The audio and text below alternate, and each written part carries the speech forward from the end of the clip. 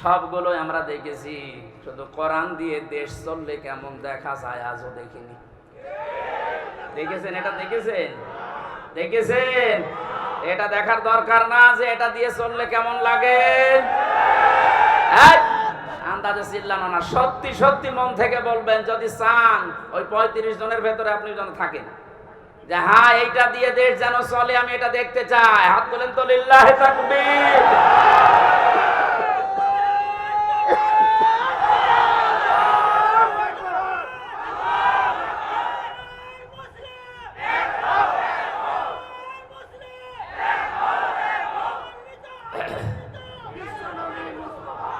আলহামদুলিল্লাহ ভাই, যে দুনিয়ায় যারা জুলুম করে সে নিজের উপরে হোক, পরিবারের উপরে হোক, সমাজের উপরে হোক, রাষ্ট্রের উপরে হোক, জনগণের উপরে হোক, যারা জুলুম করবে তাদের জন্য নেতা হওয়া, নেতৃত্ব দেওয়া, রাজনীতি করা জায়েজ নেই, হারাম। অথচ বাংলাদেশে তো উল্টা, যে যত বড় জালেম সে তত বড় নেতা। আমি বেশি বলে ফেললাম? কিছুই বেশি হয়নি, কম হয়েছে। আহাদিস জালিমিন দিয়েছেন আল্লাহ, জালেমদের জন্য কোনো ওয়াদা নেই। আর তারা এখন বড় বড় নেতা হয়। 15 বছরে তারাই আমাদেরকে বলেছিল তোমরা মসজিদে থাক, খানকায় থাক। আর এই ময়দানটা আমরা 2000 টাকা যদি বাজেট হয়, 5 টাকা খরচ করে 1995 টাকা খেয়ে ফেলে। এক একটা প্রকল্পের জন্য 3 বার, 5 বার, 7 বার, 10 বার, 11 বার করে বাজেট হয়। এক একজনের যে টাকা পাচারের এই যে এখন দেখছি, আমার মনে হয় যদি কিয়ামত পর্যন্ত হায়াত পেত এই লোকটা, এত টাকার মালিক হওয়া ওর দ্বারা বৈধ পথে সম্ভব না।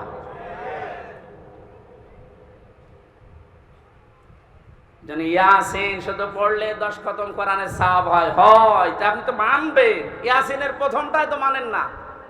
এই নেতৃত্বের কথা বললেই বলে রাজনীতি। আরে ভাই, রাজনীতি মানে রাজনীতি এটা কোরআনের পাঠ না। 903 জায়গায় আছে রাজনৈতিক কথা, ডাইরেক্ট ইনডাইরেক্ট মিলে। আপনি সেইটাকে অস্বীকার করে না বোঝার ভান করে চলে যাবেন, আর আল্লাহ আপনাকে ছেড়ে দেবেন। আশা করছি আপনার আদর্শ ঠিক করবেন, আর এক্ষুনি মোক্ষম সময়। এরপরও যদি কেউ না বোঝার ভান করে থাকেন, আসেন এদিকে, আপনাকে ঝড়ি কোদাল দিয়ে বোঝাচ্ছে। বুখারী শরীফ দিয়ে, কোরআন শরীফ দিয়ে হবে না, ওরে দিয়া লাগে বাকারি শরীফ।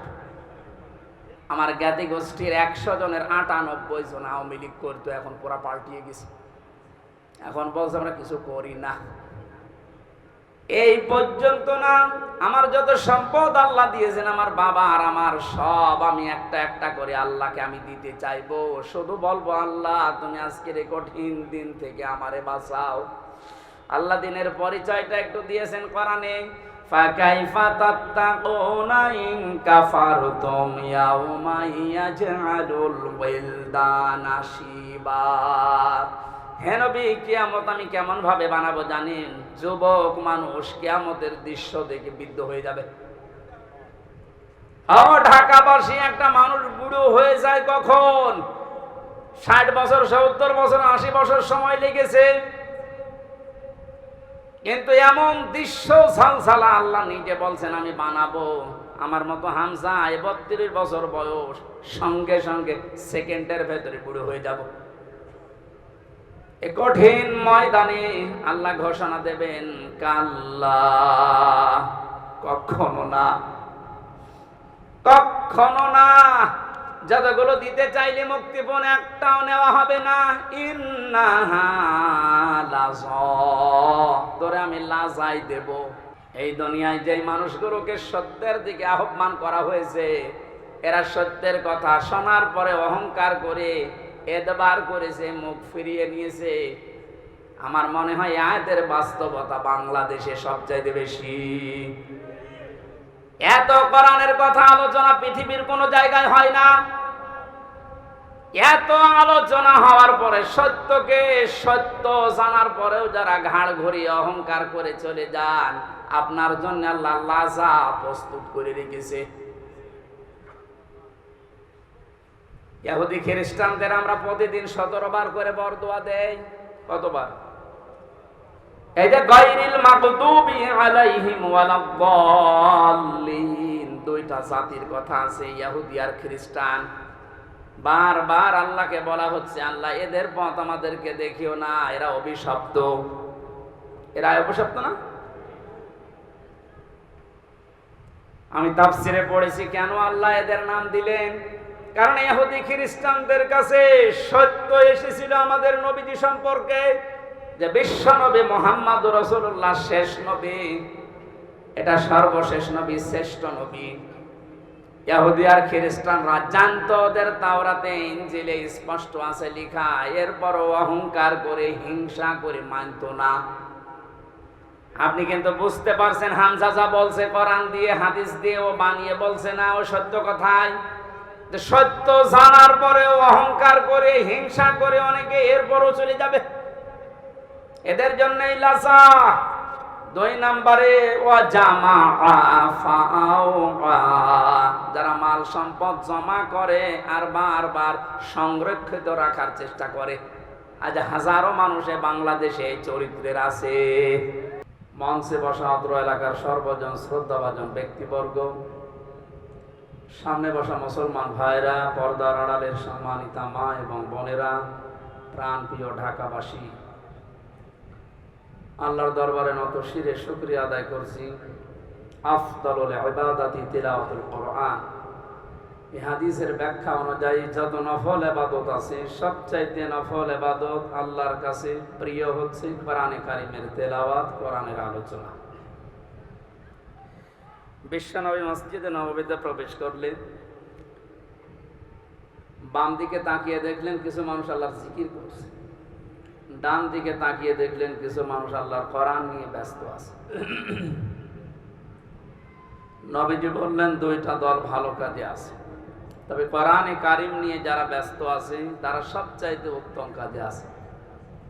এই মুহূর্তে আল্লাহ আমাকে নির্দেশ দিয়েছেন আমি যেন কোরআনে কারীমের এই আলোচনায় শ্রোতা হিসাবে অংশগ্রহণ করি। কিছু টের পেলে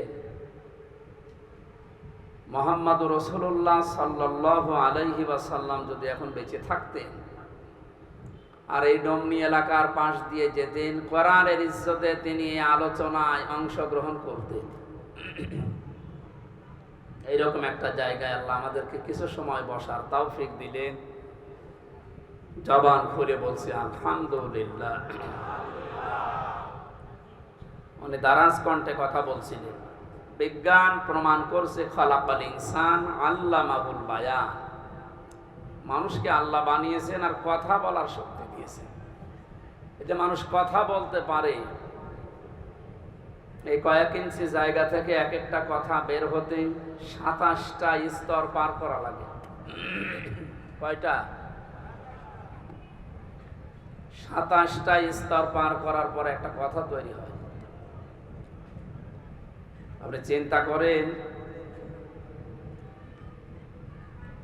এতগুলো স্তর পার করার পরে যদি একটা কথা তৈরি হয়, যিনি কথা বলার যোগ্যতা আমাদেরকে দিয়েছেন তার প্রশংসা বাদ দিয়ে অন্য কারো প্রশংসা আদায় করা ঠিক হবে? যদি আমরা উল্টা দেখেছি, আপনি যাই মনে করেন স্বাধীনতার পর থেকে পর্যন্ত বিভিন্ন মরা মানুষদের প্রশংসা যত এদেশে হয়েছে, ওই পরিমাণ প্রশংসা আল্লাহর যদি হতো আমরা আল্লাহর ওলি হয়ে যেতাম। কি হয়েছে তাদের প্রশংসা করি? আপনি শান্তি পেয়েছেন?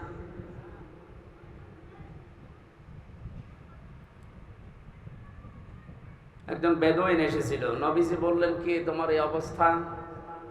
কাঁধের ওপর একটা ভাঙ্গা মূর্তি নিয়ে নাক ভাঙা। তোমার মূর্তির নাক ভাঙা কেন? লোকটা বলে হে রাসূল, এটা আমার মূর্তি না, এটা আমার খোদা। এটা সব সময় আমি সঙ্গে রাখি, না জানি কখন কোন বিপদে পড়ি। আজও আমার মনে হয় 1500 বছর আগে এই লোকটা নাই না বুঝে তার খোদাকে সঙ্গে রেখেছিল বিপদ থেকে বাঁচার জন্য। আর ডিজিটাল যুগে অনেকে বুঝে শুনে খোদাকে উপরে রেখে দেয়। উপরে খোদা দেখবেন, নিচে খোদা হাঁ করে আছে। সিস্টেম একই, শুধু নিয়মটা পাল্টিয়েছে। ও সাথে রাখতো, পকেটে রাখতো, আর উপরে রেখে হাত তুলে থাকে। আমি কি বেশি বললাম? তো এই যে এই খোদার সাথে রেখে কি আনন্দ পেলেন আপনি, কি উপকার হয়েছে? হ্যাঁ, সাময়িক কিছু উপকার হয়েছে, কারণ উপরে খোদা আছে, নিচে যদি খোদা এভাবে থাকে মানুষ মনে করে না এ খোদার লোক, এ পর্যন্ত শেষ। এই পরিচয় দেওয়ার কি এখন সময় আছে? আর আপনি দিতে পারবেন? নবীজি বললেন নাক ভেঙেছে কি করে? লোকটা বলে ইয়া রাসূলুল্লাহ, যেখানে যায় একে নিয়ে যায় বিপদ থেকে বাঁচার জন্যে, প্রাকৃতিক প্রয়োজন সারার জন্য আমি গেছি, কিন্তু এরে তো আর টয়লেটে নিয়ে যাওয়া যায় না, খোদার মান থাকে। এখান থেকে বাস্তবতা হচ্ছে যারা টাকার ভেতরে বিভিন্ন মানুষের ছবি দিয়ে সম্মান বাড়াতে চান, পরে নিয়ে মানুষ যায় কোথায়? সম্মান বাড়ে? বিবেকের কাছে প্রশ্ন করেন, জিজ্ঞাসা করা লাগবে। একটা মুশরিক, এই লোকটাও তার খোদাকে টয়লেটে নিতে রাজি না, আর আপনি যাকে ওই রকম সম্মান দিয়ে রাখেন তারে পকেটে করে সব জায়গায় নিয়ে যাচ্ছে। আপনি কথা বুঝে চিল্লাচ্ছেন তো নাকি আন্দাজে? আমি জানি আপনি বুঝতে ফেলেছেন। ঢাকার মানুষ খুব চালাক, এরা হাঁ করলে হাসা দানায় হালসা বোঝে। রাস্তার পাশে রেখে কাজ সারতে গেলাম, কাম করে এসে দেখি ওর মাথা থেকে পা পর্যন্ত পোড়া ভেজা।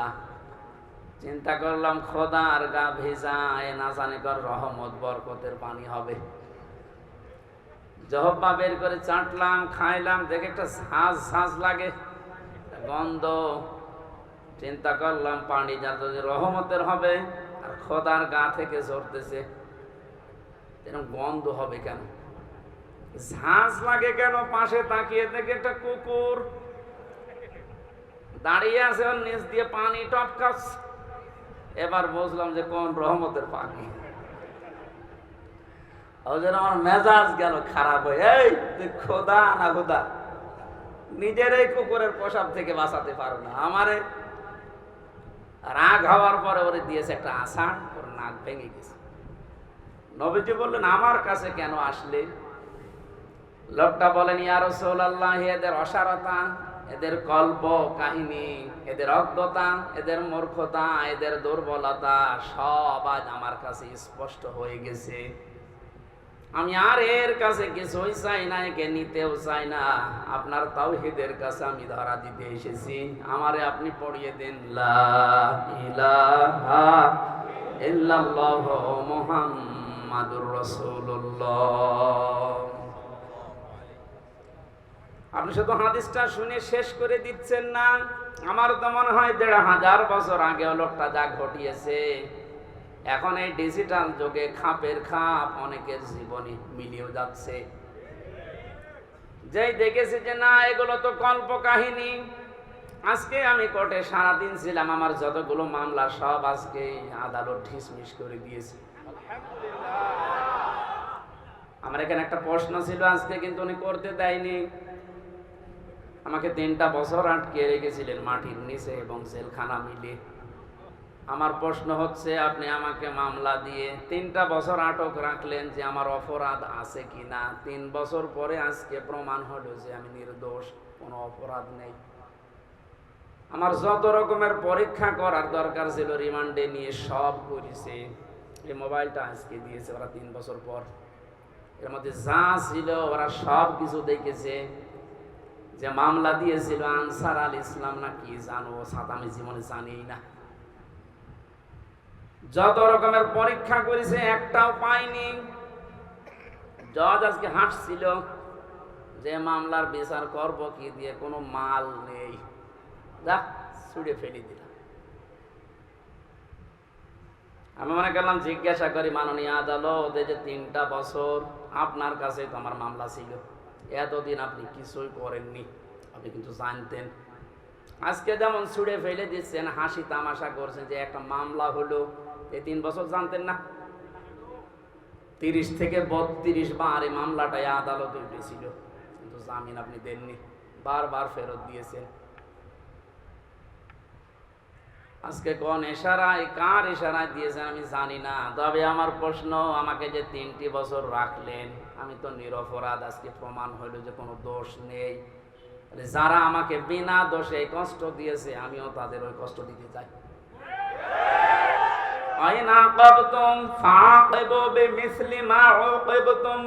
যতটুকু অত্যাচারিত হও অতটুকু করো। তা আমি যেহেতু হয়েছি, কোরআন আমাকে জানিয়েছে, সুতরাং আমি যতটুকু পেয়েছি, মাটির নিচে আপনারা আমাকে রেখেছিলেন, আমার মামলার আয়ু থেকে শুরু করে উপরের যে নির্দেশদাতা পর্যন্ত প্রত্যেককে আমি 3 বছর মাটির নিচে রাখতে চাই। আমি বেশি করছি না, সমান সমান করছি। এটা যদি আপনি না করতে পারেন, আগামীতে আমার মতো আরো মানুষ বিনা কারণে 3 বছর 5 বছর না 10 বছর 15 বছর মাটির নিচে জেলখানায় থাকবে, কোনো বিচার হবে না। 15 বছর পরে লোকটা যখন বের হবে, আপনি রায় দিয়ে দেবেন যে নির্দোষ, কোনো দোষ নেই, তাহলে 15 বছর আপনি ফিরিয়ে দেন। আমার জীবন থেকে আপনি 3টা বছর নষ্ট করে দিলেন, যাদের কথা মতো এই মানুষগুলো তো কিয়ামতে মামলার আসামি হবে। কারণ আল্লাহ আপনাকে মাফ করবে না যতক্ষণ হামজা মাফ না করে। কারণ আপনি আল্লাহর ক্ষতি করেননি, ক্ষতি করেছেন হামজার। ওটা যদি হকল ইবাদ হয়তো, হকল্লাহ হয়তো আল্লাহ মাফ করে দিত, কিন্তু এটা তো হকল ইবাদ, বান্দার হক আপনি নষ্ট করেছেন। যাদের ইশারায় তাদেরকে আপনি বলবেন, এই মানুষগুলো যদি হামজার কাছে মাফ না চায়, কোনোদিন লোকটা জান্নাতে যেতে পারবে না। দ্বিতীয় সিস্টেম হচ্ছে লোকটা জালিম। যারা টপ বটন ছিল এতদিন, এরা সবগুলো কোরআনের ভাষায় জালিম। জালিমদের জন্য সবচাইতে আমার ভয় লাগে সূরা শুরার 42 নম্বর আয়াতটা পড়লে, ইন্নামাস সাবিলু আলাল্লাযীনা ইয়াযলিমুনান নাস ইলা আখির আয়াত। আল্লাহ পাক বলেন, অবশ্যই আমি আল্লাহ নিজে মামলা দায়ের করব, নিজে অভিযোগ দায়ের করব, কেস করব। শব্দের অর্থ দিকে খেয়াল করেছেন, ইন্নামাস সাবিলু আলাল্লাযীনা ইয়াযলিমুনান নাস। আল্লাহ ইয়াযলিমুনাল মুসলিমুনা দেননি, ইয়াযলিমুনান নাস দিয়েছেন। এটা মজারে বর্তমান ভবিষ্যৎ, প্রেজেন্ট ফিউচার, 2টা কাল নিয়ে আল্লাহ শব্দ দিলেন কেন? কারণ এখন শুধু না, কিয়ামত পর্যন্ত এই আয়াতটা কোরআনে থাকবে না, 2 দিন পর নষ্ট হয়ে যাবে। মানুষ হয়ে যারা মানুষের উপরে জুলুম করে, অত্যাচার করে, এরা হামজার মামলার আসামি না। আমি মামলা দিলেও পারি, না দিলে মাফ করে দিলে হয়ে গেল, কিন্তু না, আল্লাহ পাক বলেন ওরা আমি আল্লাহর মামলার আসামি। আমার তো আয়াত পড়ার পরে বাংলাদেশের দিকে তাকিয়ে মনে হয়, এদেশের অনেক মানুষ এখন অলরেডি আল্লাহর মামলার আসামি হয়ে গেছে।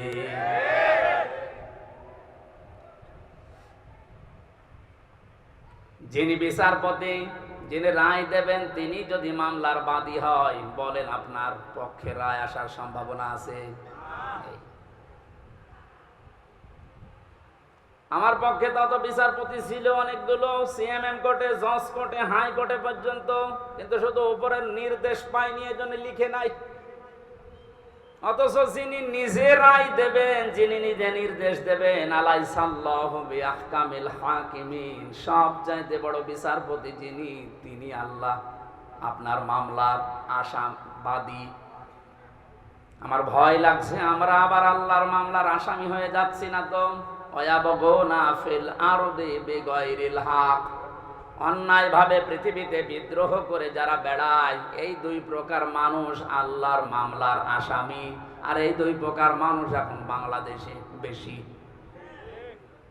আগস্টের 5 তারিখ থেকে আজকের এই 2 তারিখ পর্যন্ত তাকান, এই 26-27 দিনে কত ভাবে চেষ্টা চালাচ্ছে কি করে বিশৃঙ্খলা তৈরি করা যায়, বিদ্রোহ করা যায়, দুনিয়া অশান্ত করা যায়। আমি আপনাকে বলছি,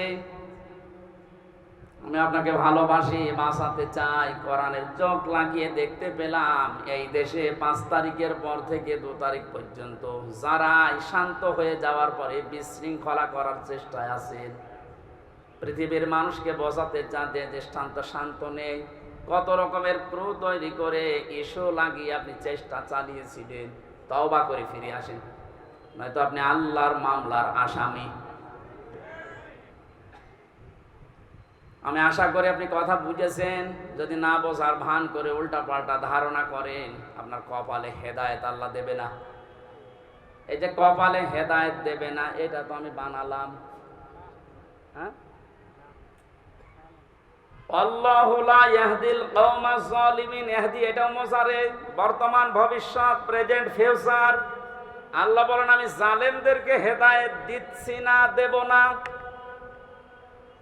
আর শর্তলা হচ্ছে ওদেরকে মাফ করে দেন। আমি মাফ করে করব কি? আল্লাহ তো হেদায়েত দেবে না জালেমদের। কারণ এত কঠিন নিকৃষ্ট আল্লাহর কাছে শব্দটা। নবীজি জানিয়েছেন আজ-জুলম যুলুমাতু ইয়াউমাল কিয়ামাহ। জুলুম কিয়ামতের ময়দানে ঘোর অন্ধকার হয়ে তার সামনে দেখা দেবে, নিজের হাত পর্যন্ত দেখতে পাবে না। এটা যদি 100 ভাগ আমরা বিশ্বাস করে বাস্তবে নিয়ে আসতে পারতাম, জীবনই পাল্টিয়ে যেত। আমি আমার ঈমান থেকে কথা বলছি। যারা এখনো পর্যন্ত এই আয়াতগুলোর সাথে মিলে যাচ্ছেন, আপনি থামেন। মৃত্যুর গড়গড়ানি চলে আসলে তখন কিন্তু আপনার পাশে বসে কালেমা পড়ালেও কাজ হবে না। ঢাকাবাসী, আমি যেটা শিক্ষা দেওয়ার জন্য পর্যন্ত আসছিলাম, আজ বহু মানুষের কল্প কাহিনী, মিথ্যাচার, মিথ্যা রচনা, অনেক ষড়যন্ত্র, বিশেষ করে উল্টা পাল্টা সব যেহেতু আমাদের কাছে ধরা পড়ছে, দলে দলে পালে পালে দেখতে পাচ্ছি মানুষ বুঝে হোক না বুঝে হোক এখন ইসলামে আসা আরম্ভ করে দিয়েছে। এটা কেন দিল? কোরআনে কারীম জানিয়েছে ইযা জাআ নাসরুল্লাহি ওয়াল ফাত ওয়া রাআইতান নাসা ইয়াদখুলুনা ফি দীনিল্লাহি আফওয়াজা। আল্লাহ পাক বলেন, হে নবী, যখন আমার সাহায্য আসবে তখন আপনি বিজয় দেখতে পাবেন। কিছু না হলেও কিছু আমরা পেয়েছি। আল্লাহর সাহায্য আসার কারণেই কিন্তু আমরা বিজয়ের স্বাদ পেয়েছি। মানুষ যে পরাধীন থাকলে কি হয়, এটা এই 27 দিন আমি টের পেয়েছি। সবচাইতে বেশি টের পেয়েছিলাম মাটির নিচে যতদিন ছিলাম। ওই সময় চোখের ওপরে কালো কাপড় বাঁধা, আমার হাতে পেছনে হ্যান্ডকাপ দেওয়া, পায়ে ডান্ডা বেড়ি দেওয়া, মাজায় দড়ি দিয়ে যখন টেনে নিয়ে যেত, মনে হচ্ছে এ পৃথিবীতে সব চাইতে বড় অসহায় আমি। মাটির নিচে অবস্থায় ছিলাম। আপনারা উপরে যারা ছিলেন, বিবেক দিয়ে বলেন তো, আপনারা অসহায় ছিলেন না? গত কয়েকদিন আগে কুষ্টিয়ায় বাংলাদেশ জামাত ইসলামী ওলামা বিভাগের আয়োজনে 500 আলেম সব ঘরানা থেকে নিয়ে এসেছিল। কত? 500। ওনারা আয়োজন করেছিল 500, 750 উপরে আলেম এসেছে পুরা কুষ্টিয়া জেলা থেকে, সব ঘরানার। প্রায় 2.5-3 ঘন্টা আলোচনা হয়েছে। কোনো সমস্যা না, কিচ্ছু পাইনি। আমি নিজেও ছিলাম। আপনি একটু ভাবেন তো, 5 তারিখের আগ পর্যন্ত 500 না 5 জন আলেম এক জায়গায় বসলে নিরাপদে থাকতে পারত? স্বাধীনতার পরাধীন কি অবস্থা, বাস্তবতা এইটা।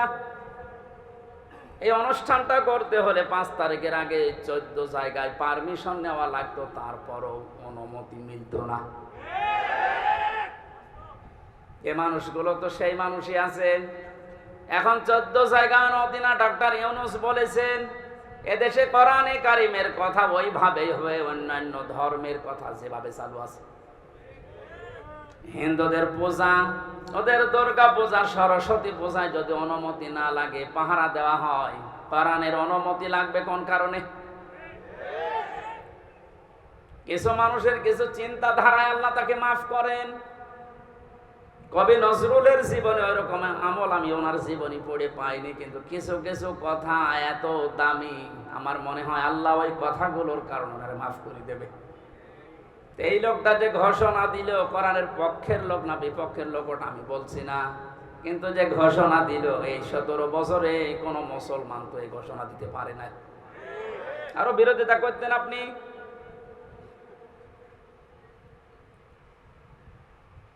অন্যান্য ধর্মের অনুষ্ঠানে যদি অনুমতি না লাগে, মুসলমানদের কোরআন প্রচারে প্রসারে অনুমতি নেওয়া লাগবে। কোন কারণে? কোনো অনুমতি আজকে থেকে নেওয়া লাগবে না। যেখানে যতটুকু পারেন কোরআনের কথা ওই ফোর্সি বলবেন, যেটা আল্লাহ জানিয়েছে। ওনার পরের দিন এই দেশের ডিসিএফ এর প্রধান যিনি গোয়েন্দা বিভাগের আমারে কল দিয়েছিল, আমার মাহফিল ছিল ওই দিন গাইবান্ধা, আমারে ডাক দিয়ে বলছে, হুজুর কোরআনের কথা বলতে দেশে 56,000 বর্গ মাইলের কোনো ইঞ্চিতে আর বাধা নেই। যে ফোর্সে আল্লাহ জানিয়েছে আপনি ওই ফোর্সে বলবেন। কেউ যদি কোনো জায়গায় টো শব্দ করেন শুধু একটু জানাবেন, আমারে সেভ করে রাখবেন, ঠ্যাং ভেঙে ফেলবো। আমি বললাম, স্যার আপনি এতদিন কোথায় ছিলেন? আমি কেবল দায়িত্ব পেয়েছি।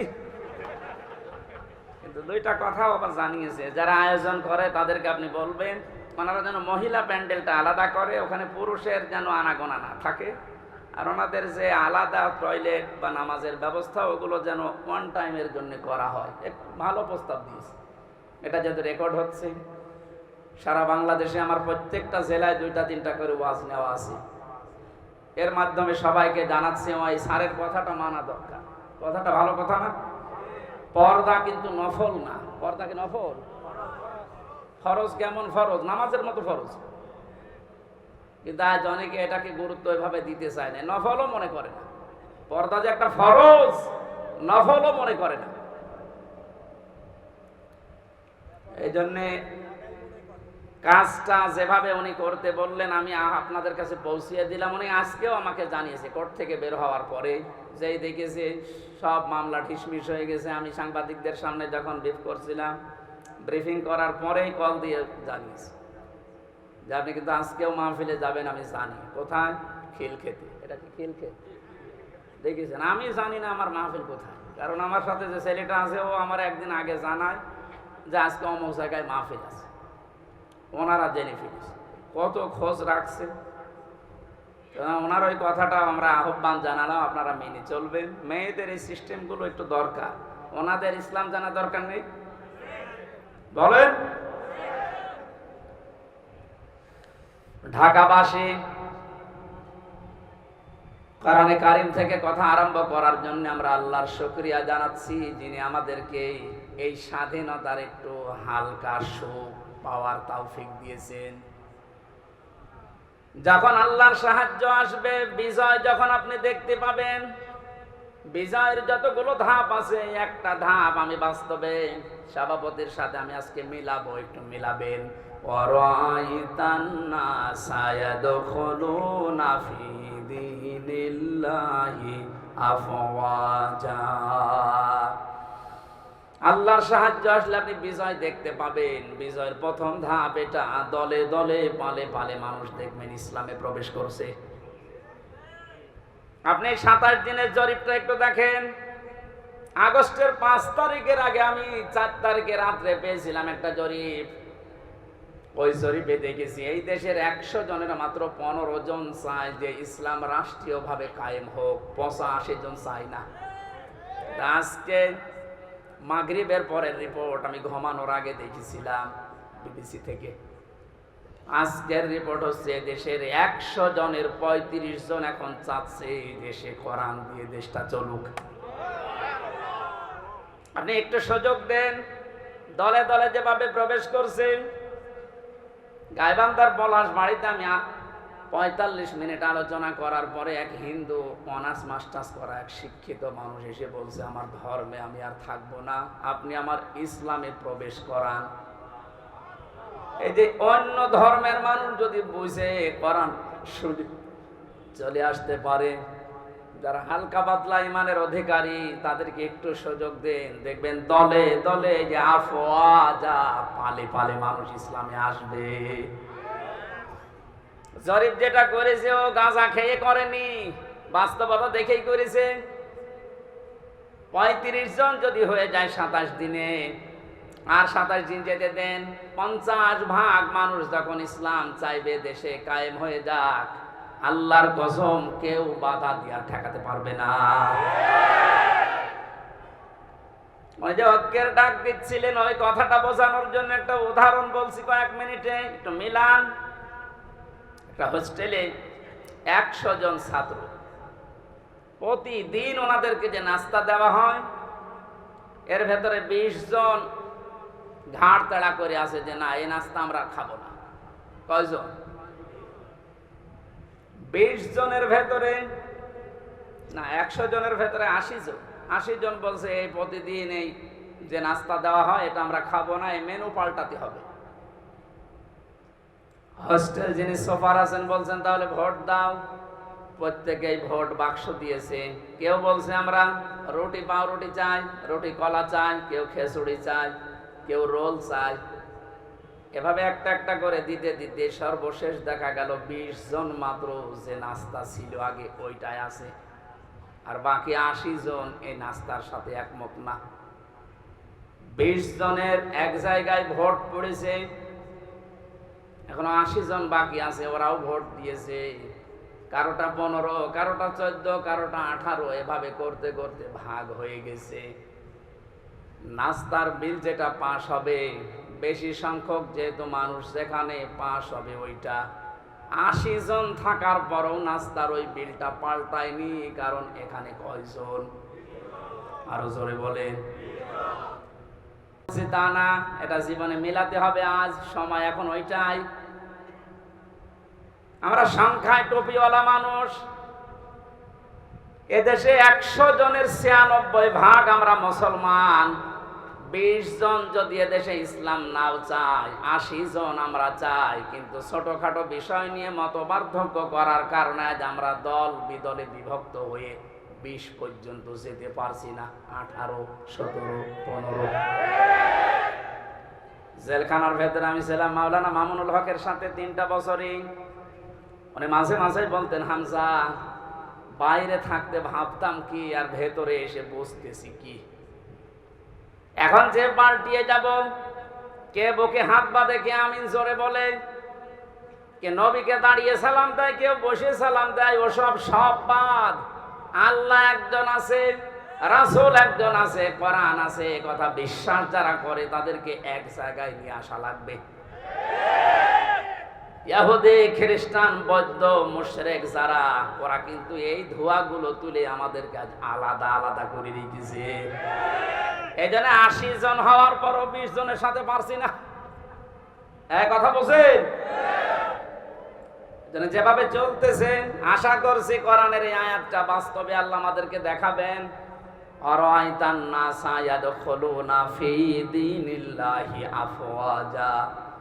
দলে দলে পালে পালে যেভাবে মানুষ ইসলামে আজ দীক্ষিত আর আরম্ভ হয়েছে, আল্লাহ পাক যেন চর্ম চোখে দেখার তৌফিক দেন যে কোরআন দিয়ে 56,000 বর্গ মাইল চলছে। শোক এবং শান্তি শব্দ দুইটা। শোক 3টি বিষয়ের নাম, শান্তি 4টা বিষয়ের নাম। বাস্তবে ছোট জীবনে বহু দেশ আমি ঘুরেছি। আমি আকিস গ্রুপে চাকরি করতাম খতিব হিসাবে। ওনারা একটা ভিসা লাগিয়ে 27টা দেশ আমারে একবারে ঘোরানোর ব্যবস্থা করে দিয়েছিল। যদিও 3 বছর জেলে থাকার কারণে আমার ভাগ্য হয় নাই, তারপরও আমার ব্যক্তিগতভাবে বহু দেশে আমি গেছি। সুখ শান্তি এটা কিনতে পাওয়া যায় না। আল্লাহ পাক সুখ এবং শান্তি নিজের পক্ষ থেকে দান করেন। এজন্য 53 বছর হয়ে গেল, সুখ শান্তি এ দুইটার একটাও আমরা এখনো পাইনি, অনুধাবনও করতে পারছি না। কারণ চলছিল এই 53 বছর মানুষের তৈরি করা নিয়ম নীতি দিয়ে। বাবা চালিয়েছিল, আমি দেখি নাই, ওই মুরব্বীরা দেখেছে, বাবারটা দেখে নাই। স্বামী চালিয়েছিল, ওনারা দেখেছে, আমি তো দেখি নাই। আমার 92 সালে জন্ম। চাচা চালিয়েছিল, বউ চালিয়েছে, ভাবিও চালিয়েছিল, সবগুলোই আমরা দেখেছি। শুধু কোরআন দিয়ে দেশ চললে কেমন দেখা যায় আজও দেখিনি। দেখেছেন? এটা দেখেছেন? দেখেছেন? এটা দেখার দরকার না যে এটা দিয়ে চললে কেমন লাগে। শান্ত আন্দাজে চিল্লানো না, সত্যি সত্যি মন থেকে বলবেন যদি চান ওই 35 জনের ভেতরে আপনি যেন থাকেন, যে হ্যাঁ এইটা দিয়ে দেশ যেন চলে, আমি এটা দেখতে চাই। হাত তোলেন তো, লিল্লাহি তাকবীর।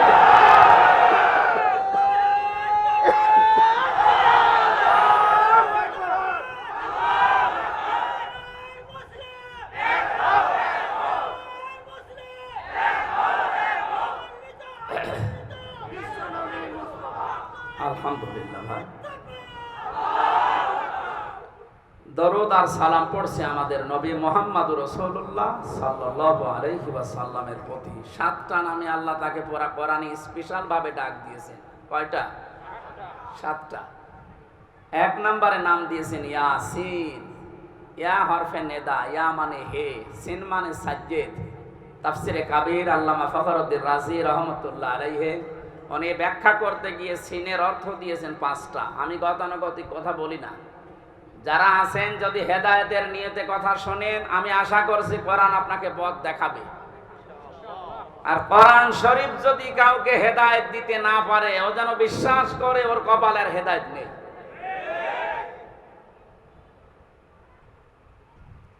মানিত্তাবাআল হুদা বিগাইরিল কোরআন আদাল্লাহুল্লাহ। তিরমিজি শরীফের হাদিস। নবীজি বলেন, কোরআন বাদ দিয়ে যদি পৃথিবীর কোন জায়গায় কেউ ভালো হওয়ার নিয়তেও যায়, আল্লাহ নিজে দায়িত্ব নিয়ে তাকে গোমরা করে দেয়। ও ঢাকাবাসী শব্দের দিকে খেয়াল করেন, হুজুর আছে আদাল্লাহুল্লাহ বাবে ইফাল। নবী যদি দল্লা দিতেন তাও অর্থ হয়ে যেত।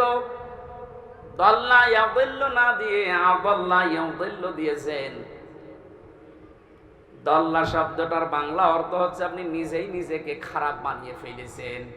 আর আদাল্লা মানে আল্লাহ নিজে দায়িত্ব নিয়ে আপনাকে নিজে খারাপ বানিয়ে দিয়েছে। এ কথাটার অর্থ কি? কোরআন যেখানে নেই ওই জায়গায় যদি কেউ ভালো হওয়ার নিয়তেও যায়, ওকে খারাপ বানাবে হামজা কে? বলেন বলেন। হেদায়েত দেওয়ার একচ্ছত্র মালিকানা কার? দুনিয়ার কারো হাতে আল্লাহ দিয়েছেন, এমনকি নবীর হাতেও দেন নাই। এই জন্য নবী নিজের চাচা কেউ পারে নাই। এই হাদিস দ্বারা বোঝা যায় কোরআন যেখানে নেই ওই জায়গায় যদি আপনার নিয়ত ভালো থাকে, আল্লাহ কিন্তু আপনাকে ছাড়বে না। আপনি গেলেন কেন? এর বাস্তব প্রমাণ বাংলাদেশের মাজারগুলো। আপনি তাকান, আমার কুষ্টিয়ার লালনের মাজার। অনেকেই তো যায় ওখানে আল্লাহর ওলি ঘুমিয়ে আছে এই কথা মনে করে, কিন্তু কোরআন ওখানে চলে না, ওখানে চলে শুধু গাঁজা। আমি তো যতটুকু জানি বা দেখেছি, সারা দেশ মিলে আপনি যে কয় মন গাঁজা না পাবেন, লালনের মাজারে তার থেকে বেশি গাঁজা পাবেন। রাত 9টার পরে গেলে দেখবেন সব অন্ধকার, পুলিশ পাহারা দিয়ে গাঁজা খাওয়াচ্ছে। আমি একবার গিয়েছিলাম রাত 9টার পরে বাড়ির পাশে, তো গিয়ে দেখছে ন্যাংটা, কিচ্ছু নেই, ওরে দুধ খাওয়াচ্ছে। কে এরে দুধ খাওয়ান? হুজুর আল্লাহর ওলি। আল্লাহর ওলি মানে হ্যাঁ, এর ভেতরে মাল আছে। মাল যা আছে সব দেখা যাচ্ছে। নতুন কোন মাল দেখাও, এ মাল তো সবাই আছে, খালি বিচারপতি মানিকেরটা নেই, ওটা উড়ে গেছে। ওনাকে বলেছে যে আমার বিসি নিল কে, এখন বেশি খুঁজতে পারছে না। ইসলামের যে ক্ষতি করেছে এই লোকটা, আলেমদের যে দুশ্মন ছিল, আল্লাহ আমার মনে হয় সরাসরি হাত দিয়ে দেখিয়েছে। আমার জীবনের শখ যে আল্লাহ যদি পৃথিবীতে আর কিচ্ছু না দেখায়, কোনো আফসোস আমার জীবনে নেই। আল্লাহ বলে যে ধরা ধরে দিছে। এক কথা বলছেন।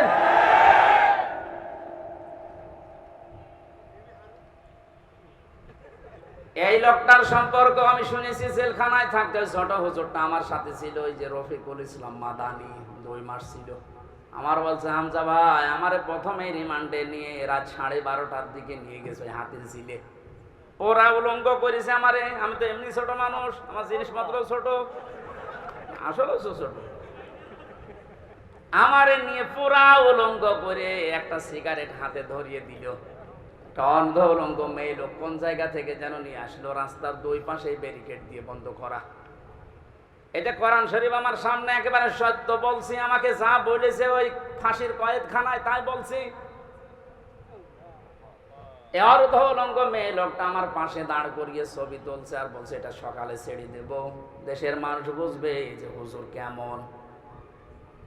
এত অসহায় লাগছিল ওই সময়, আমি তো এমনিতে ওদের সাইজে চাইতে একেবারেই ছোট, আর মেয়েটা আমার ওর কাঁধ পর্যন্ত আমি অর্ধ উলঙ্গ, কোথা থেকে যেন ভাড়া করে নিয়ে এসেছে। আমার হাতে সিগারেট দিয়ে যেটার গন্ধ শুকলে আমার বমি আসে, ওইটা ধরিয়ে নিজে দই টান দিয়ে আমার কাছে দিয়ে বলছে এভাবে ধরে থাক, অস্ত্র তাক করা আছে, কিচ্ছু করার নেই। ছবি তুলছে, এটা ছেড়ে দেব সকালে। আমি যেহেতু মজলুম আর বিশ্বাস করি মজলুমের দোয়া কবুল হয়, ইত্তাকি দাওয়াতাল মাজলুম। নবীজি বলেন দুনিয়াতে আর যাই করো মজলুমের বরদোয়া থেকে নিজেকে বাঁচিয়ে রেখো। ফাইন্নাহা লাইসা বাইনাহু ওয়া বাইনাল্লাহি হিজাব, কারণ মজলুমের মাঝে আর আল্লাহর মাঝে কোনো পর্দা থাকে না। হাতির ঝিলের ওই পানির পাশে দাঁড়িয়ে আল্লাহর কাছে বলেছিলাম, মাবুদ যে অবস্থা করছে আমার তো কিচ্ছু করার নেই, তুমি দেখতে পাচ্ছ। এক এসআইকে ডাক দিয়ে বললাম, ভাই আপনারা যা করছেন আমার সাথে, একে হারুন স্যার জানে না, মানে উনি তো করাচ্ছে। যেই বলেছে উনি করাচ্ছে, কারণ রিমান্ডে উনি তো মাঝে মাঝে এসে আমার প্রশ্ন করতো, তখন কি ফেরেশতার মতো কথা বলতো, অথচ ভেতরে ভেতরে ওই এত খারাপ অবস্থা আমার করলো। আল্লাহ তুমি সব দেখেছো, আমার যেভাবে ওরা অপমান করেছে ওকেও এইভাবে করো। আমার মনে হয় আল্লাহ কারেন্টের মতো ওর দোয়া কবুল করেছে। দেখেছেন না, ও এখন 3 ইঞ্চি, কয় ইঞ্চি সারা দুনিয়া এখন জানে, ওর নাম অনেকে জানে না, কিন্তু ও যে 3 ইঞ্চি ও সবাই জানে, মহিলারা পর্যন্ত জানে যে 3 ইঞ্চি। ছোট হুজুরের দোয়াটা একেবারে মাসলুম, যেহেতু আল্লাহ কবুল করে দুনিয়ায় দেখিয়েছে, পরবর্তী কি করবে সেটা আল্লাহ ভালো জানে।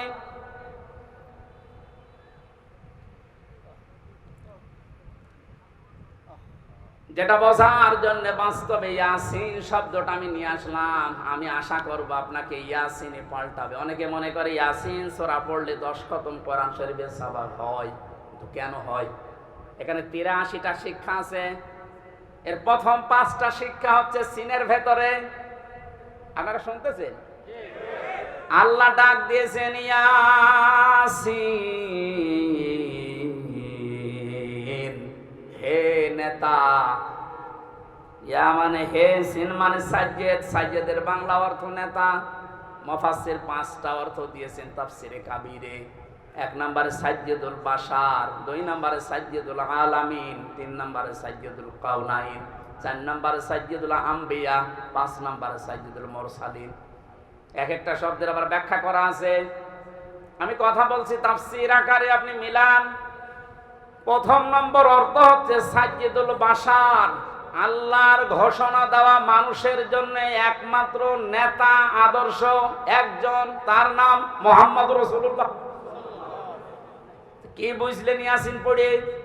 আপনি মানুষ নামে যদি পদবাচ্চা বিবেচিত হন যে আমি মানুষ, অথচ নবীজিকে আপনি আদর্শ মানেন না, নেতা মানেন না, বিশ্ব নবীকে, আল্লাহর ভাষায় আপনি মানুষ নেই। কথা বললেন না কেন? ঢাকাবাসী, এটা যদি খালি দুনিয়ার বিষয় হতো, আল্লাহর কসম আমি এটা বলতাম না। এটা সম্পর্ক আখিরাতের সাথে। হযরত যে আয়াত পড়েছিলেন, আয়াতটাতে ছিল ওয়া কুল্লুহুম আতিহি ইয়াউমাল কিয়ামাতি ফারদা। সূরা মরিয়মের 95 নম্বর আয়াত।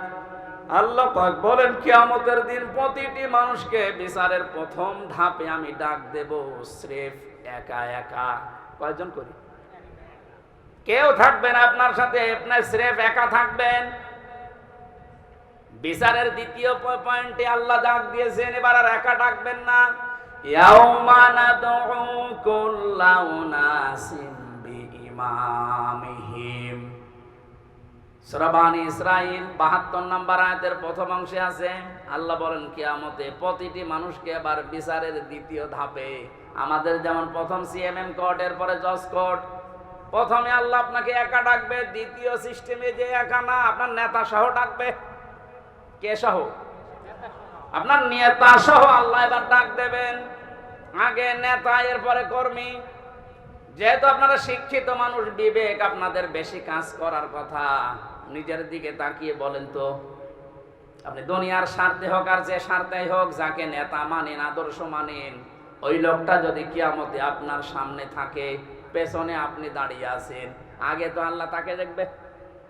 এক কথা বলে না, কি মনে হয় আপনার যে ওই লোকটাকে যদি আল্লাহ দেখে আপনাকে মাফ করে দেবে? ওরে দেখলেই তো আল্লাহর আগে রাগ হয়ে যাবে। আপনার নেতা যদি হয় ইনুর মতো, যারে মানুষ লাথি দিচ্ছে, লাথি দেয়নি কয়েকদিন আগে? আপনার নেতা যদি হয় মেননের মতো, যারে মানুষ পচা ডিম খাওয়াচ্ছে, কি মনে হচ্ছে আপনার শুধু হাসির খোরাকি না, বাস্তবে নিয়ে যান। নিজে এখন বলছেন না, ওই লোকটা যদি সামনে থাকে আল্লাহ আমারে মাফ করবে না, এরকম নিজে যদি এখন ধারণা করেন, আপনি বিশ্বাস করতে পারেন আপনি ধরা খেয়ে বসে আছেন। আমি আপনার শত্রু না, আমি আপনাকে বাঁচাতে চাই। কারণ এই দুনিয়ার জীবনে যদি শেষ হয়ে যেত, এই ওয়াজ আমি করতাম না। যেহেতু আর একটা জীবন আছে, এক্ষুনি পাল্টাতে হবে। নেতা যাদের ঠিক নেই, এই মুহূর্তে আপনি পাল্টাবেন। ওয়াজ শুনতে আসলেন কেন?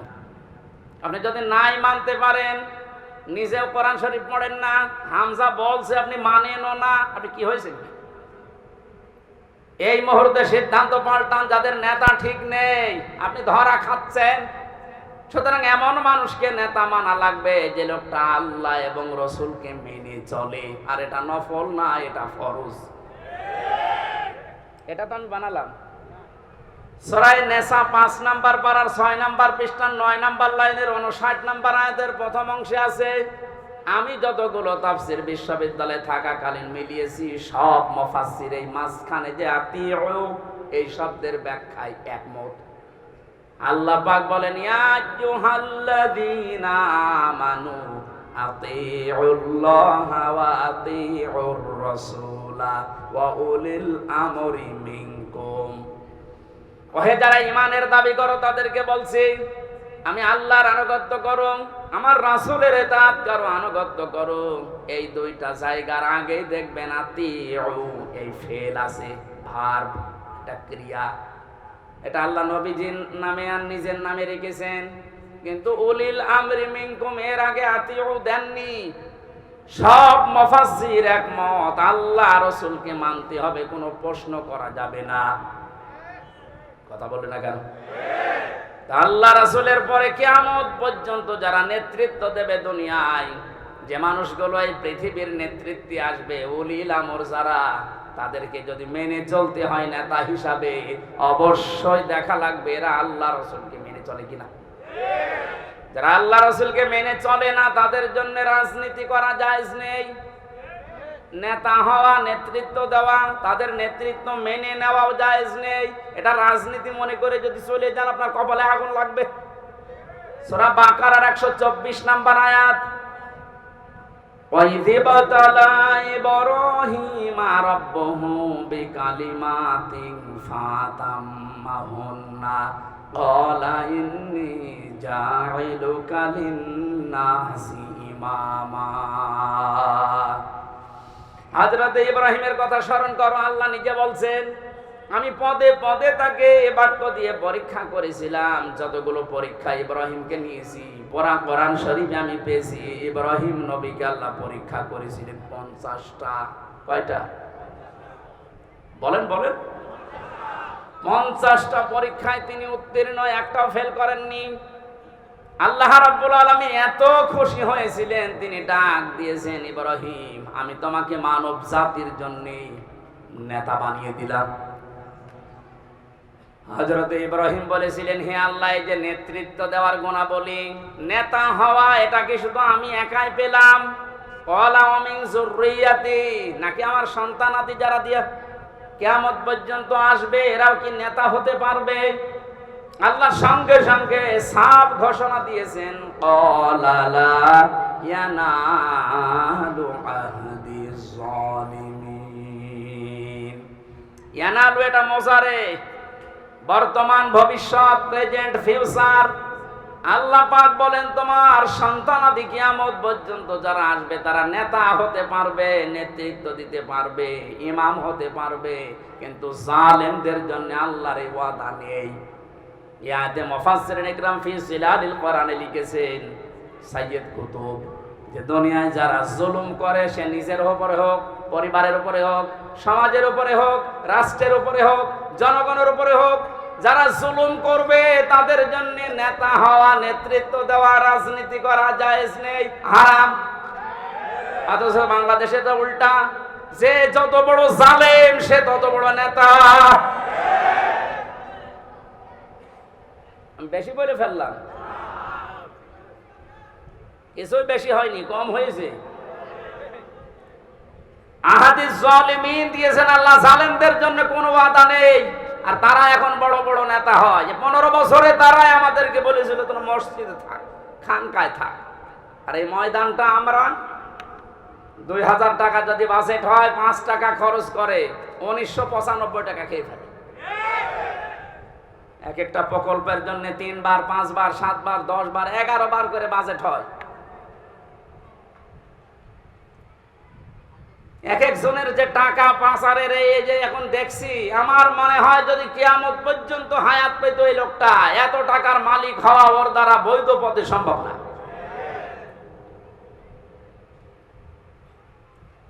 যেন ইয়াসিন শুধু পড়লে 10 খতম কোরআনের সওয়াব হয়, তা আপনি তো মানবেন। ইয়াসিনের প্রথমটাই তো মানেন না। এই নেতৃত্বের কথা বললেই বলে রাজনীতি। আরে ভাই, রাজনীতি মানে রাজনীতি এটা কোরআনের পাঠ না? 903 জায়গায় আছে রাজনৈতিক কথা, ডাইরেক্ট ইনডাইরেক্ট মিলে। আপনি সেইটাকে অস্বীকার করে না বোঝার ভান করে চলে যাবেন, আর আল্লাহ আপনাকে ছেড়ে দেবেন। আশা করছি আপনার আদর্শ ঠিক করবেন। আর এক্ষুনি মোক্ষম সময়। এরপরও যদি কেউ না বোঝার ভান করে থাকেন, আসেন এদিকে, আপনাকে ছড়ি কোদাল দিয়ে বোঝাচ্ছে। বুখারী শরীফ দিয়ে, কোরআন শরীফ দিয়ে হবে না, ওরে দিয়া লাগে বাকারি শরীফ।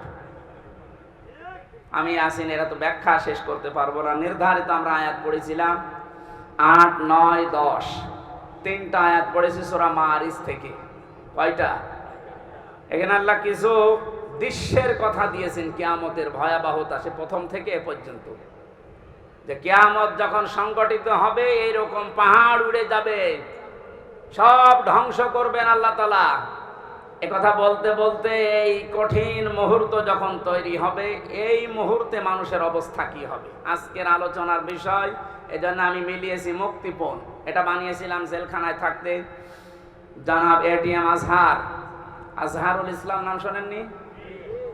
এই লোকটা এখনো পর্যন্ত জেলে আছে। উনি একদিন একটা বই পাঠিয়েছিল, মুক্তিপণ, লেখক সৌদি আরবের। উনি বলছে, হামজা এটা পড়বা, জনগণের সামনে কথা বলো, মানুষ যেন পরিবর্তন হয়, এটা অনেক ভূমিকা পালন করবে। আমি পড়াটা 2-3 বার এই 3 বছরে শেষ করেছিলাম। দেখলাম যে হ্যাঁ, পরিবর্তন হওয়ার যদি মন থাকে, এই মুক্তিপণ এই শব্দটা মানুষের ভেতরে ঢোকাতে পারলে মানুষ আসবে ফিরে।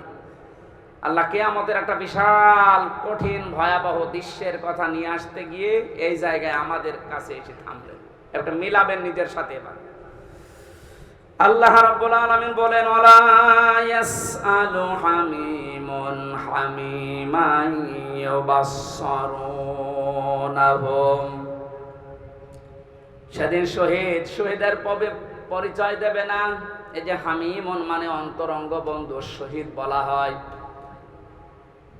একে অন্যের যখন দৃষ্টিগোচর করা হবে, একে অন্যের সামনে যখন নিয়ে আসা হবে, কেউ কারো পরিচয় দিতে চাইবে না। রব্বুল আলামিন বলেন, এই লোকটা কি করবে? হে নবী, আপনি জানেন, ইয়াবাদুল মুজরিমু লাউ ইয়াফতাদি মিন আযাবি ইয়াউমিযিম বিবানি। এই লোকটা মুক্তিপণ হিসাবে নিজের সন্তানকে প্রথমে আল্লাহর কাছে বলবে, আল্লাহ এটা দিয়ে দিলাম, আমার এই ছেলে মেয়ে দিয়ে দিলাম, আপনি আমাকে বাঁচান আজকে। আমি আয়াতটা পড়ার পরে মিলিয়েছিলাম আমার ফারিহার সাথে। আমার ওই ছোট মেয়েটা আমি জেলখানায় যাওয়ার আগে 1 বছর বয়স ছিল, এখন ওর বয়স 4 বছর। ওর কথা যখন মাঝে মাঝে মনে হতো আমি একটার সাথে মিলাতাম যে বিবানী আল্লাহ কিয়ামতের দিন সন্তান মানুষ দিতে চাইবে মুক্তিপণ হিসাবে, তো এটা তো আমার সাথে মিলছে না। আমি আয়না ঘর থেকে শুরু করে ডিবি অফিসে এই মাটির নিচে গুম হওয়া থেকে শুরু করে জেলখানার এই ফাঁসির কন্ডেম সেলে থেকে বিচ্ছিন্ন ছিলাম, যোগাযোগ কষ্ট পেয়েছি, কিন্তু আমার মেয়েটাকে আমি যে ভালোবাসি এখনো পর্যন্ত আল্লাহ রসুলের পরে পৃথিবীতে সবচাইতে বেশি ভালোবাসি এখনো আমার ওই ছোট মেয়েটাকে। আল্লাহ নিজে তৈরি করে দিয়েছে, অথচ আল্লাহ বলছেন ফারিহাকেও কিয়ামতে হামজা তুই বলবে যে এটাও দিয়ে দিলাম, আমারে বাঁচাও। এটা আমার তো বিশ্বাস হচ্ছে না যে না এটা হবে না, এটা হওয়া কথা না। আল্লাহ বলেন শুধু ফারিহাকে না,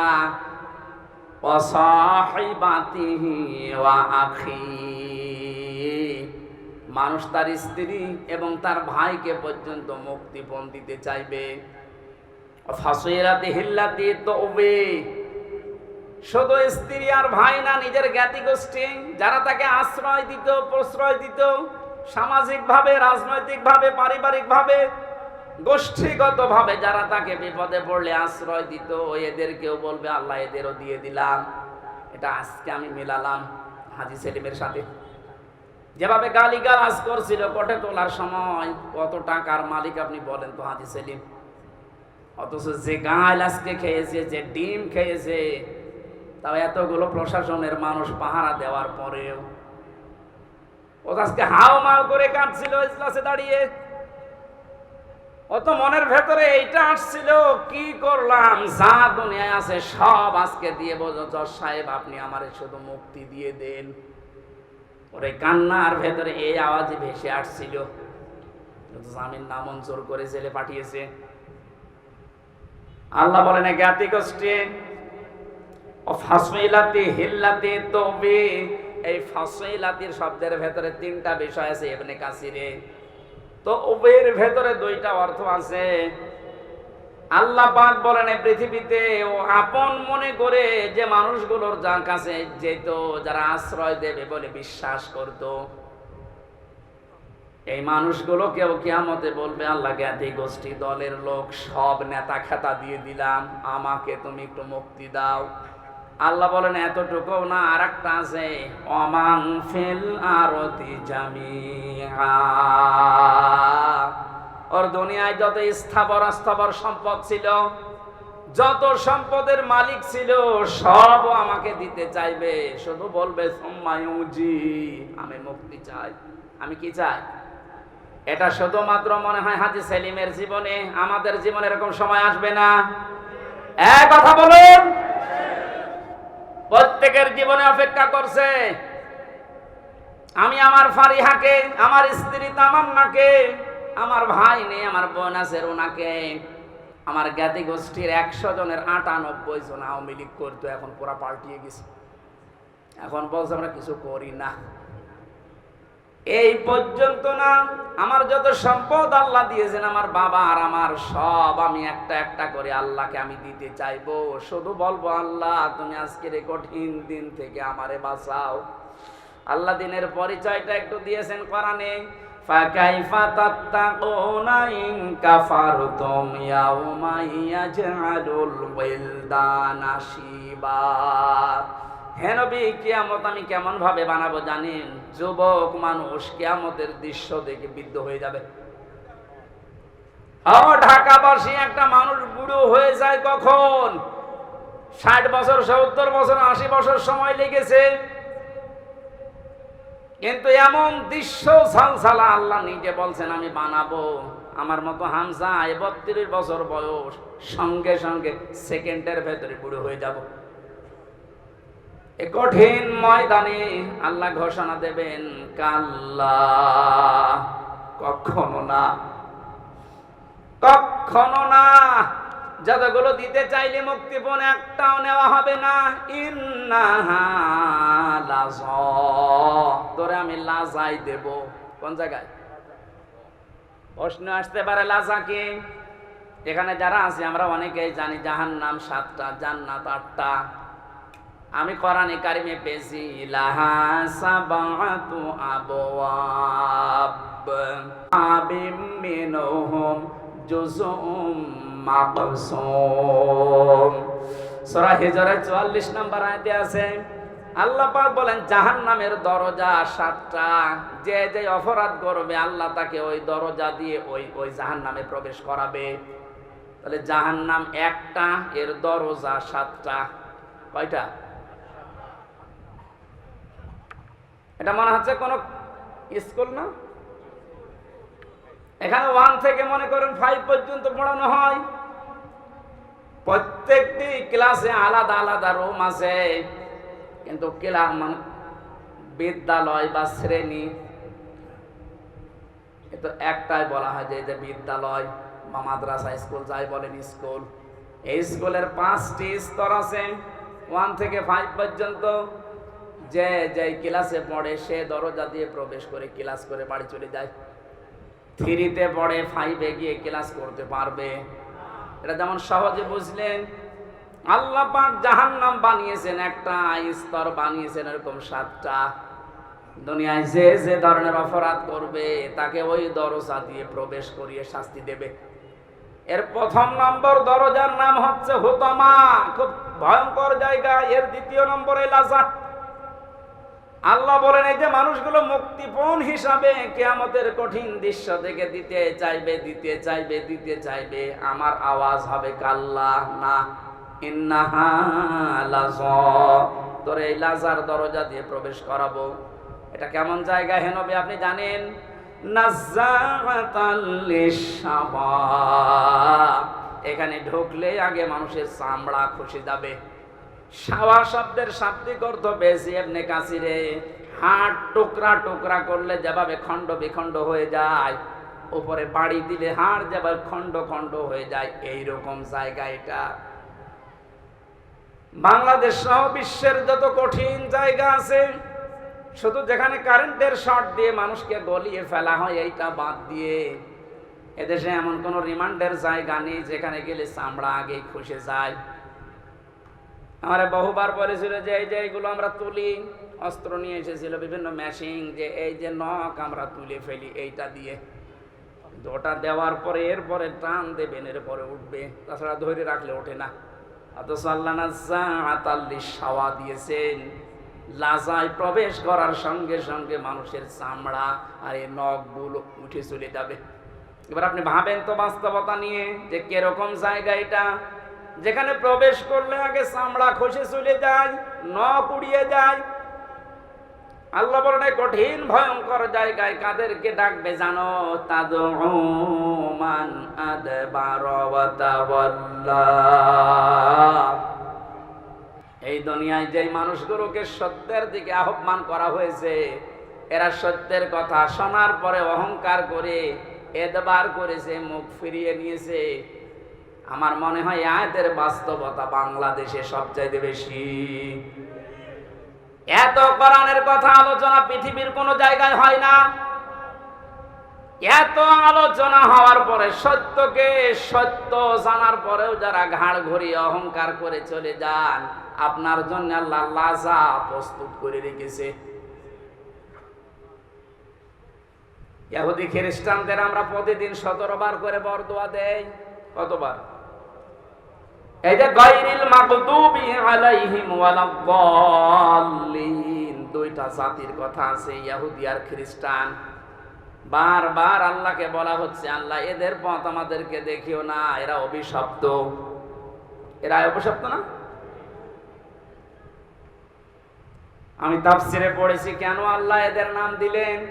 কারণ ইহুদি খ্রিস্টানদের কাছে সত্য এসেছিল আমাদের নবীজি সম্পর্কে, যে বিশ্ব নবী মুহাম্মদুর রাসূলুল্লাহ শেষ নবী, এটা সর্বশেষ নবী, শ্রেষ্ঠ নবী। ইহুদি আর খ্রিস্টানরা জানতো ওদের তাওরাতে ইনজিলে স্পষ্ট আছে লেখা, এরপরও অহংকার করে হিংসা করে মানতো না। আপনি কিন্তু বুঝতে পারছেন হামজা যা বলছে কোরআন দিয়ে হাদিস দিয়ে, ও বানিয়ে বলছে না, ও সত্য কথাই। সত্য জানার পরেও অহংকার করে হিংসা করে অনেকে এরপরও চলে যাবে। এদের জন্যই লাসা।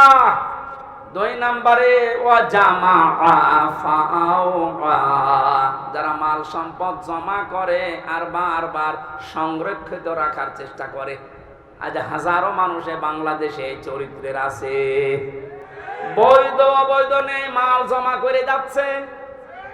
ইহসাবু আন্না মালাহু আখলাদা, মনে করে এটা আমার কাছে স্থায়ী ভাবে থাকবে। শুধু জমা করে শেষ না, এটা সংরক্ষণ করার জন্য কত কায়দা কৌশল। এদেশে জায়গা হয় না, বেগম পাড়া বানাচ্ছে। এদেশে জায়গা হয় না, সুইস ব্যাংকে রাখছে যেন সংরক্ষিত থাকে। সম্পদ উপার্জন করা নিষেধ না, বৈধ পথ বাদ দিয়ে যারা অবৈধ পরে উপার্জন করার পরে এগুলো যারা সংরক্ষণ করার চেষ্টায় আছেন হক আদায় না করে, তার মানে যাকাত দেওয়ার হক ছিল আপনি দেননি, দান সাদাকা করার অর্থ ছিল আপনি করেননি। বৈধ বৈধ না ভেবে শুধু জমা করা, এভাবে যারা জমা করে গিয়েছেন আর সংরক্ষিত রাখার জন্য চেষ্টা চালিয়েছেন, আপনার জন্য লাজা। আমাকে সহ যারাই শুনলাম, আল্লাহ তুমি লাজা থেকে আমাদেরকে বাঁচাও, বলেন আমিন। বাংলার মুসলমানেরা, পৃথিবীর জমিনটা আপনি যদি বদ্ধ জায়গায় কিছুদিন থাকেন, আপনার কাছে স্পষ্ট ধারণা চলে আসবে মাটির নিচে সরকার আমাদেরকে দিয়ে লস হয়নি, আমার কষ্ট হয়েছে, লস হয়নি। দুনিয়ার জীবনটা আগে যেই দৃষ্টিতে দেখতাম, পুরা দৃষ্টি আমার পাল্টিয়ে গেছে। আল্লাহ তাআলা বলেন, আমাল হায়াতুদ দুনিয়া ইল্লা মাতাউল গুরুর, পৃথিবীর জমিনটা ধোঁকা। বাস্তবে এখন দেখছি ঠিক 100 ভাগ আসলে ধোঁকা। আপনার মা বাবা ধোঁকা, স্ত্রী ধোঁকা, সন্তানাদি ধোঁকা, আপনার নেতা খেতা দলের লোক সব ধোঁকা। মনে করছেন না মা বাবার সম্পর্কে কথা বললো কেন? ধোঁকা। আপনি বাস্তবে নিয়ে যান, দেখবেন।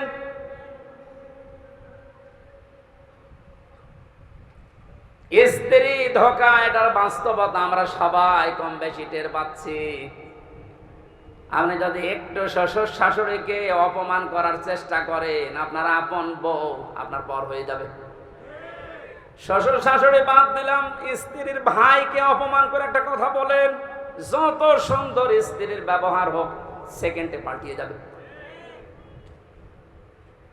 দুনিয়ার সব কিছু যখন ধোঁকা ধোঁকা বলে আল্লাহ ঘোষণা দিয়েছেন, আমরা এই ধোঁকার পেছনে পড়ে থেকে আমাদের বিশাল আখিরাত আমরা যেন নষ্ট করি না ফেলি।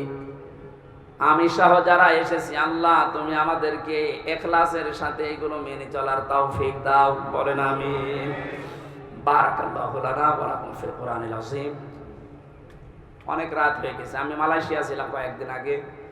মাওলানা মিজানুর রহমান আজহারি, জাকির নায়েক, এনারা বলছিল কথা বলতে হলে সর্বোচ্চ রাত 9:30 থেকে 10টায় অনুষ্ঠানগুলো শেষ করা লাগবে, কারণ আমাদের এই শরীরে কুলিয়ে ওঠে না। এমনিতে 3 বছর যা খেয়েছি, শরীরের ভেতরে মাল মশলা সব নষ্ট হয়ে গেছে। এবার স্বাভাবিক হতে আমার সময় লাগবে। আমি জেলখানায় মেয়েদের পারিবারিক জীবন নিয়ে, যেহেতু ওখানে 100 জনের 70 জন এই পারিবারিক মামলার আসামি, এগুলো লিখেছিলাম, লিখে একটা বই করেছি।